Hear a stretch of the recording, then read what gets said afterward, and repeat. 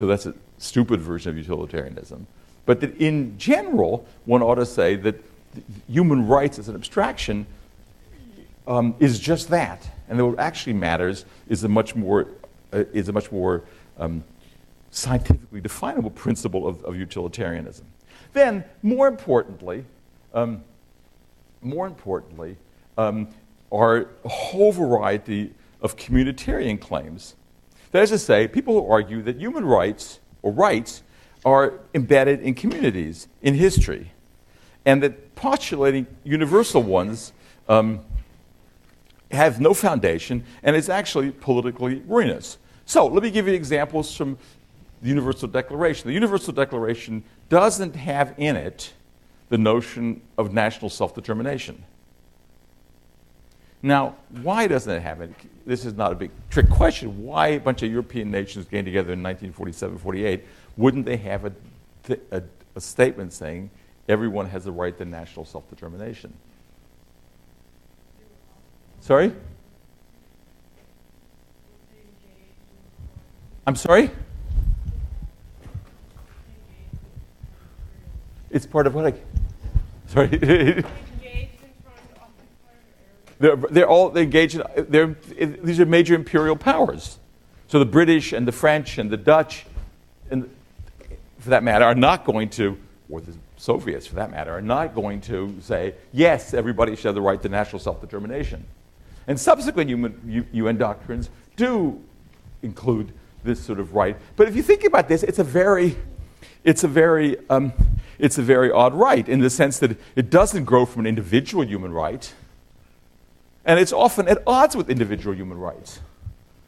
In other words, many of these nationalist wars that we've been seeing in the last few years grow out of the claim, on the one hand, of the human right to form a nation, and the problem of those people who don't, for some reason, be part of the nation. In fact, as you'll see, that's the fundamental issue. I mean, it takes a step further when we look at the Holocaust and the Nazi story. So already we have this idea of serious people saying, look, there are serious community rights, which they consider as human rights, which aren't individual rights of the sort we talked about. There's a Marxist claim that human rights are a bourgeois defense against the progress of history, that it's a proletarian revolution that's going to bring about the perfection. And these defenses of individual human rights, especially bourgeois rights, individual rights to property, individual rights to freedom of religion, individual rights to press, and all these things, basically are just liberal defenses against historical change, which is going to lead to the dictatorship of the proletariat. Now that all may seem like ancient theology, but when the Universal Declaration was promulgated, there were serious debates about this sort of stuff, and as you'll see, there was real opposition to many of these notions articulated by Eastern European spokesmen.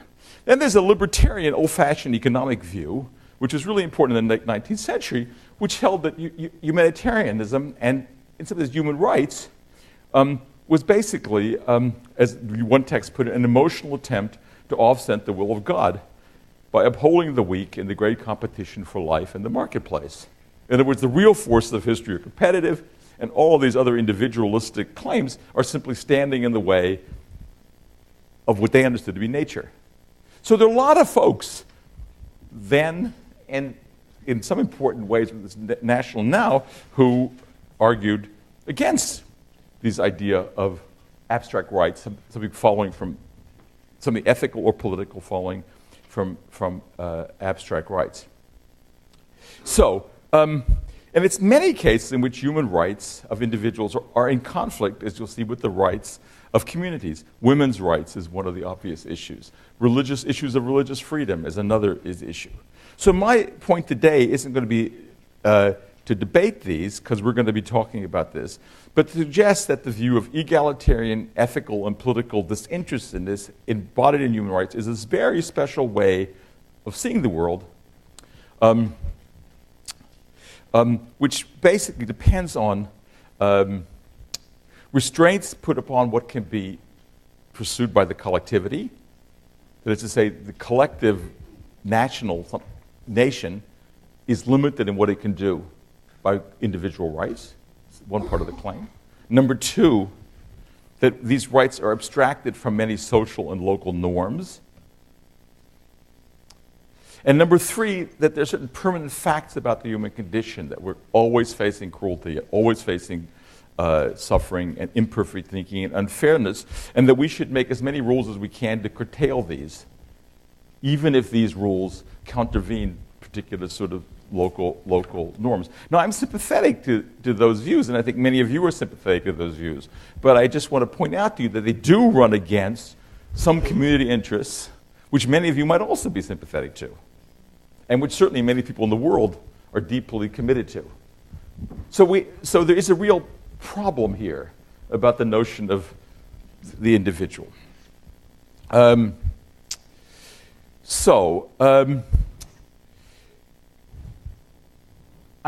think I'm going to leave this next thing. I said there are real consequences to this, and we're going to talk next time about an interesting historical case, which is when the Spanish come to Mexico, and they need to decide whether the Indians are human. So it's a problem in the sense that they've never seen these people, and they do stuff that they've never seen that people do.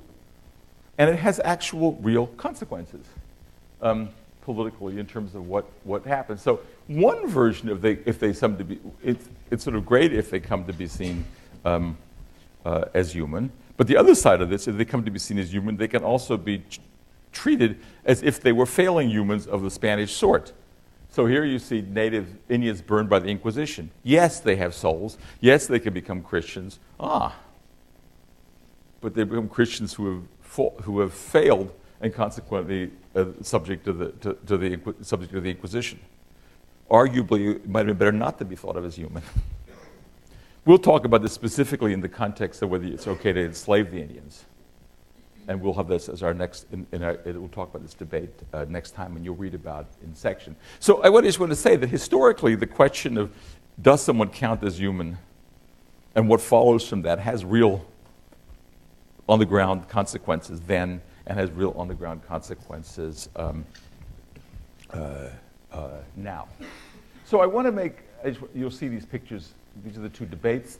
Those guys that you know, Sepulveda is named the street in Los Angeles. Sepulveda. He was sort of the side we don't sympathize with. Las Casas represents the side that these people really are human, and we'll talk about this more. It's in your reading, and you'll talk about it some more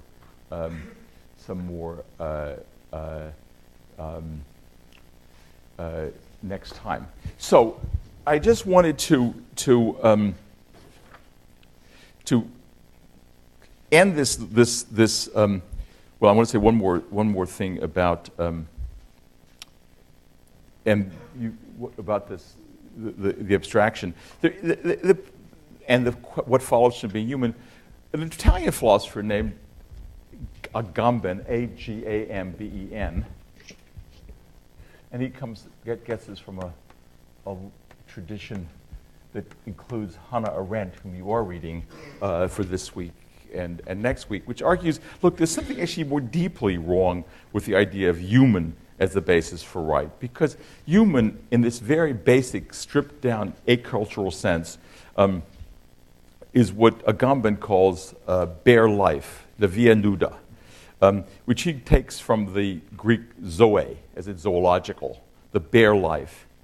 And that's as against life, which is richer, which comes from bios, as in our biology, which is life understood as bearing some sort of subjectivity.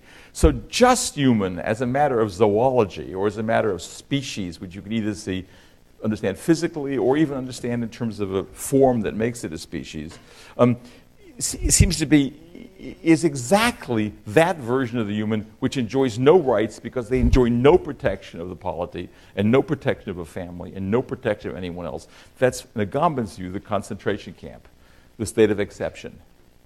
Or it could be the prisoners at Guantanamo. No one doubts that the prisoners are human, qua species. The point is simply they have been stripped of all, for various political reasons, leaving aside the rightness or wrongness of that. I'm just saying they have in fact been stripped of, though they're gaining it back, but originally stripped of a bunch of political and social rights, which makes them just human. And qua being just human, they have very few rights. And the protests to these rights, interestingly, are hunger strikes, which are basically the protests of people who have no other political means than just their bodies. So there's a lot of reasons why Just Human is a weak read, And so, so basically, I just want to point your attention to that before we go on, is to point out how many particularisms there are, how many notions of family and clan and nation and race and gender and rank and religion impinge on our views of what, with who ought to bear rights in the past and also in the present. So huge numbers of debates now are not about the humanity of someone, but the relationship of the claim of any one of these categories as central to civilization, and the notion of these. And we're going to so there's several. One of them we're going to talk about a lot in this course is gender and women, because maybe the single, now that slavery is basically over, the single biggest category of people who don't have full human rights are women. Women is probably also the category in which there's been the most dramatic progress from the 18th century to the present. In the sense of the 18th century, almost no women had stood as full legal subjects anywhere. And now in many places, women do stand as full legal subjects everywhere with still lots of debility. So we're going to have women, the issue of women is going to come up in at least fully version in at least 3 lectures and dealt with in others. And the interesting, important part about this is that women is one of these issues in which the question of the general and the particular come together. So one article you're going to be reading, for example, speaks of honor murders as follows. You know, murdering a woman because she dishonors the family. What is understood as cultural license, when it happens that we women, by many people, would be seen as torture if it happens to men.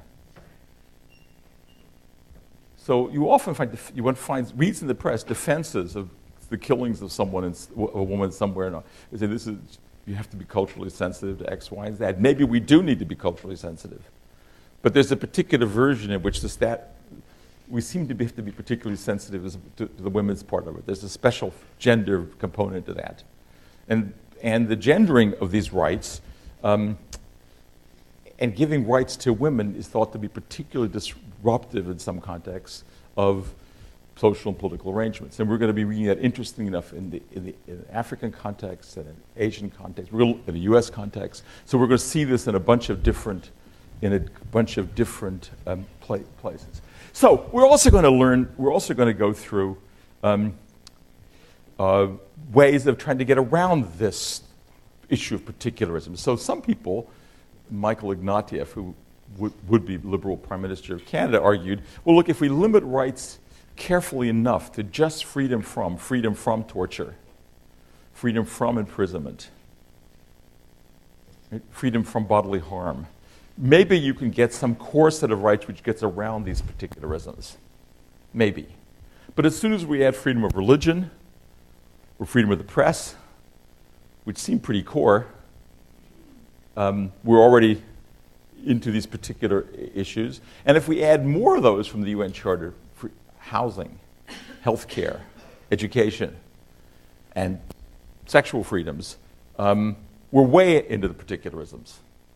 So one of the issues last year was the issue that Uganda imposed the death penalty on people